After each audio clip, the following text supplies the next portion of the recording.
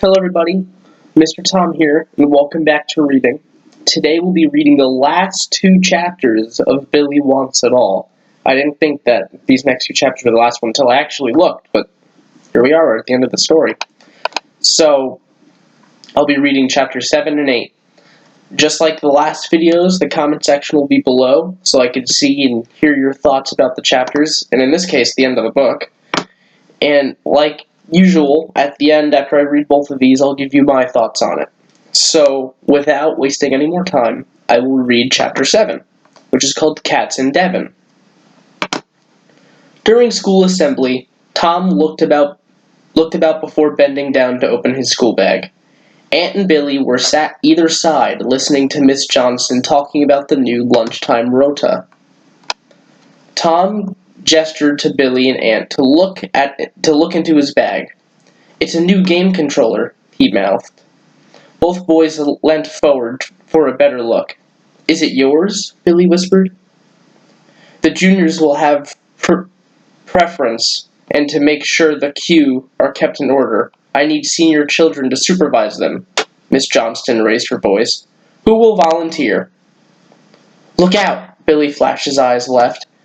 He saw Miss Tompkins walking toward the back of the hall where they sat. "Wait till break time." Back home that evening, sitting at the kitchen sink, Billy had a mound of potatoes and a bunch of carrots to prepare. He scrubbed off the mud and set about removing the carrot tops. "Mom, I've noticed how much difference one extra person makes since Granddad's been living here. It takes ages to sort the veggies now." Billy counted out the potatoes. "I think I've done enough." "I don't know what I'd do without my star chef."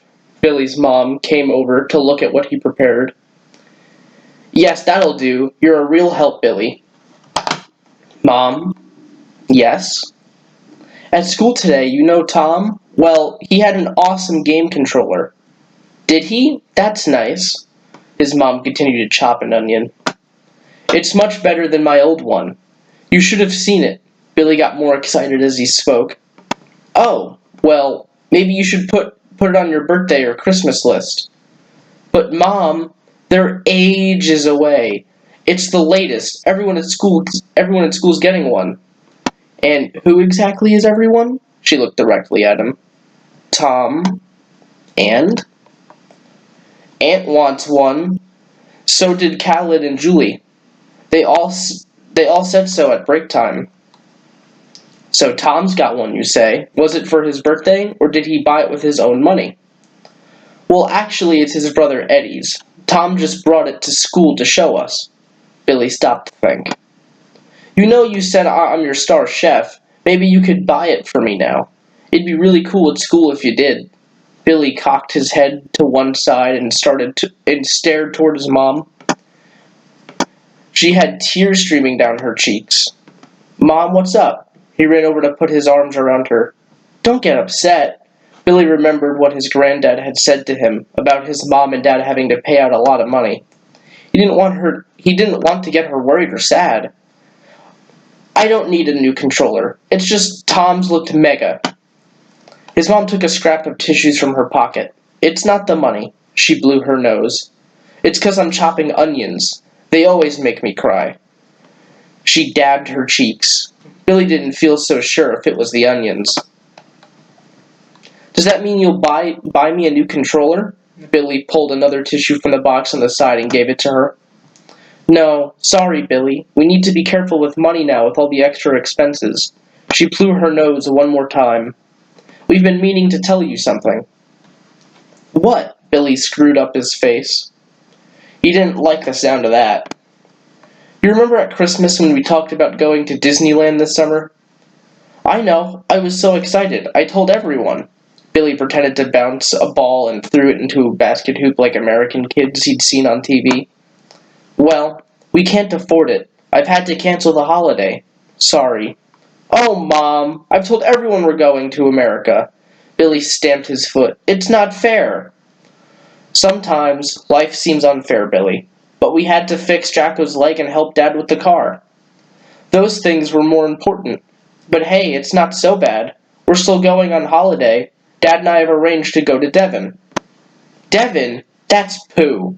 Billy curled his top lip. That's no fun at all. Well, because we've got the new estate car, we can take Jocko. He couldn't have come to America. She looked at Billy. Jocko's got a holiday now, too. That's good, isn't it? I think he deserves it after what happened to him. Suppose so. Billy grinded his back teeth. And Granddad can come. His mom sounded even more cheery. Billy forced a smile. Are we going to a holiday camp or a mega posh hotel? The thought of either made him feel much happier. Well, not exactly. His mom hesitated. You know your Aunt May? Oh, Mom, not Aunt May and Aunt June's. Billy threw a potato into the sink. Billy! Now less of that. You like your aunts, and they always send you Christmas and birthday presents. I know. It's not them, but they're hundreds of cats.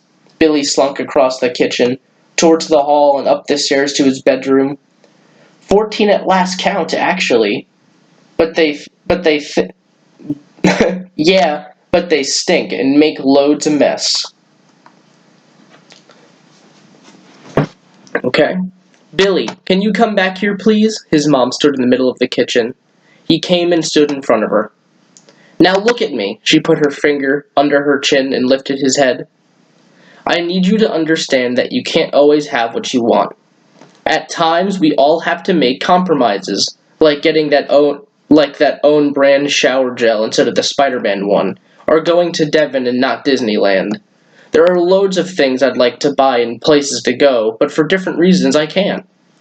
You've seen advert on the telly for exotic faraway islands, or expensive cars with soft leather heated seats and TVs built into the headrests. Core, can we have a car like that? Billy's eyes sparkled at the idea. No, you're not hearing me. I work at Elliot's school, and Dad works in the council offices. We both get paid each month. It's called a salary. Do you understand? She brought her face close to his. Yeah, but we can't have a car with TVs in the back. That's what I'm trying to tell you. From our salaries, we have to buy everything. Food, heating, light, TV, internet, mortgage. What's a mortgage, Mom? Billy wore a puzzled expression. To live in a house or flat, you need to pay for it, like everyone else. You can either rent it or buy it. We chose to buy this house, but houses cost thousands of pounds. How many thousands? 2, 3, more? Billy asked optimistically. Try 250,000 pounds, she spoke slowly. That's the number 25 followed by 4 knots. Billy's mouth fell open. Mom, that's crazy. That's like from here to the moon. When we got married, we didn't have that much money, so we borrowed it from the bank. Of course they want it back, which means each month for the next 25 years we'll pay a regular sum. That's a mortgage. 25 years? I'll be well grown up by then. He counted on his fingers. I'll be 35 years old. That's ancient. And married with children, and the mortgage of your own, most likely. His mom smiled.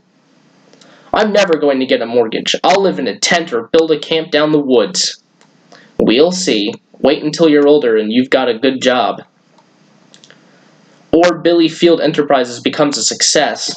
Billy stood up tall, thinking about his business. His mom took a step back. What's that then? Granddad asked me about my skateboarding lessons and told me that I told him that kids want them, but they're not bringing their money. He said that happens a lot to small businesses.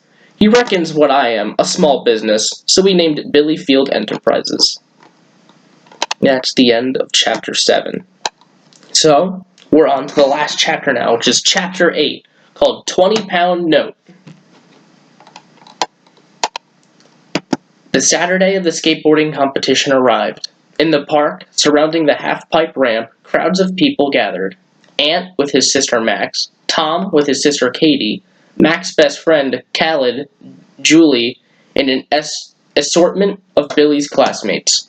They all began to watch the events and cheer Billy on, the youngest ever contender in the under-15 competition. So he did make it. Even his teacher, Miss Tompkins, had turned up. The owner of the boards, bike shops, who organized the event sorted out the groups of riders, as well as the competitions. He had arranged for a van selling hot food and drinks, and an ice cream van to come. Plus, he had set up a temporary shop selling loads of skateboarding stuff, and organized a St. John's ambulance first aid tent in case of accidents. The younger and less skillful children would go first, and since Billy was in the under 15, the highlight of the competition had to wait until much later in the day before competing. The older boys stood near the ramp, chatting while they were waiting. "Well done, mate," Dan, a year 9 boy from Elliot's school, slapped Billy on the back. "It was only a few months ago that we met, and you had never ridden a proper board before." Dan turned to his brother Woody. "Would you believe it? And now you're here competing against me and my old board." Dan took up the board he'd sold to Billy. "This was my favorite, but I don't think it's fast enough to win the competition." "We'll see. I had hoped to get an Element Nigel Weaver, but they cost 140 pounds, Billy said. "Yeah, a great board. We all want one of them." Dan and Woody nodded in agreement at Billy's choice. "I thought you were giving lessons to get money. Smart idea. I've seen the posters." Billy pulled himself up tall. "Yeah, I've been doing some, but I've not saved enough money yet." Tom had stood listening. Billy would have, but he spent 50 quid on a new games controller like my brother's. Billy looked first at Dan and back to Tom. He then dropped his head and stared at his board, hoping somehow it might turn into an Element Naja Weaver. "You can't have everything, Billy," Dan remarked. "You sound like my mom," Billy laughed. "She's our deputy head. I like your mom. Maybe you should listen to her." Dan gave Billy another playful slap on the back. "Have you seen the time?" Dan held up his watch. "We're on soon. Come on." The lad set off as cheers of good luck, Billy. Fingers crossed, and you can do it came from Tom, Ant, and his school friends. So people cheered him on. I messed that up a bit. The 5 competitors in the under 15 group stood on the platform above the half pipe, looking at what lay before them, including the crowd surrounding the skate park. Seeing everyone watching caused Billy's stomach to whirl like a washing machine, his legs to shake, and everything he knew about skateboarding to leave his brain in an instant. As the youngest, the organizers decided he would go last. It didn't help him, as now he would have to watch the older boys drop, pump, kick, twist, and perform all other clever things they could do. Billy thought about the 4 contenders, Stu and Dan, and how good they were, but the other 2 lads were strangers. He remembered seeing the one holding an Element Naja Weaver board and dreaming of owning one in the supermarket car park with his mom. Competing against this lot, Billy thought, "I haven't much of a chance." As a previous 3 times winner, Stu went first. Billy had only seen Stu when he taught, but now his skill and speed shone through. His style and choice of tricks had everyone spellbound. He was the master, and watching him did nothing for Billy's confidence. "You can do it," Billy told himself. "Remember how you played the Keymaster in the school play?" When Stu finished, the clapping, whistles, shouts, and cat calls left no doubt in Billy's mind who was the champion. Dan went next. He seemed different from Stu, more relaxed, just easing his board around the curves before going into an ollie jump, and then dropping perfectly for his next race across the half pipe to complete even more tricks. He received enthusiastic clapping from his brother and from a group of girls standing off to one side. The 2 unknown boys did all right, but nothing outstanding compared to Stu and Dan. However, compared to himself, Billy still needed to do a lot of practice. His smile vanished. Stu noticed Billy's glum expression. "Remember, Billy, you're only 10, and you've made it into this competition. You're a winner already." Stu's words gave him the encouragement he needed to do his best. Billy's first drop off the platform edge had a lot of importance. Nervous, standing and leaning backwards slightly with all of his weight on his back, foot, and board's tail, Billy waited for the signal to go. It came. He pushed forward, the air rushed against his face. His instincts took over, and the inner voice of doubt became lost in the roar of the crowd. He dropped into the halfpipe with great speed and stability, his balance perfect. He completed a grind followed by a tail slide faultlessly. Then he gathered spread for an ollie jump and raced across the halfpipe. Before he knew it, all four wheels rose in the air, and his left hand had a firm grip on the board. The landing felt smooth, and his confidence rose. He wanted to end on a kickflip, nothing too spectacular, but impressive to watch. It didn't go as it didn't go as he'd hoped it would, and he and his board were separate ways. Everyone felt the thud of Billy hitting the floor of the halfpipe. Ooh. Core, I bet that hurt, Aunt said to Tom. Both boys winced and rubbed their own bums as if they had fallen. Unconcerned, Billy jumped to his feet. He retrieved his board and held it high in the air while taking a bow. Caught up in the excitement, Miss Tompkins let out a whoop and all Billy's classmates followed her lead. The noise ended with the owner of Boards and Bikes made an announcement over the speaker system. We've had a great day here, he said, and we've seen some excellent demonstrations of skateboarding skills. And I think you'll all agree, a future skateboarding star. He pointed in the direction of Billy. The clapping and calling started again. I need to announce the winner of the under 15. It was a close run thing between Stu and Dunderdale and Dan Prescott. Stu just beat Dan, and so for the fourth year running, I declare Stu the winner. Stu collected his winner's trophy and held it up for everyone to see. Everyone but Tom and Aunt whistled and clapped. They had wanted Billy to win. Before we finish, the owner of the Boards and Bikes said, I have a special award for Billy Field. Once again, the cheers filled the air.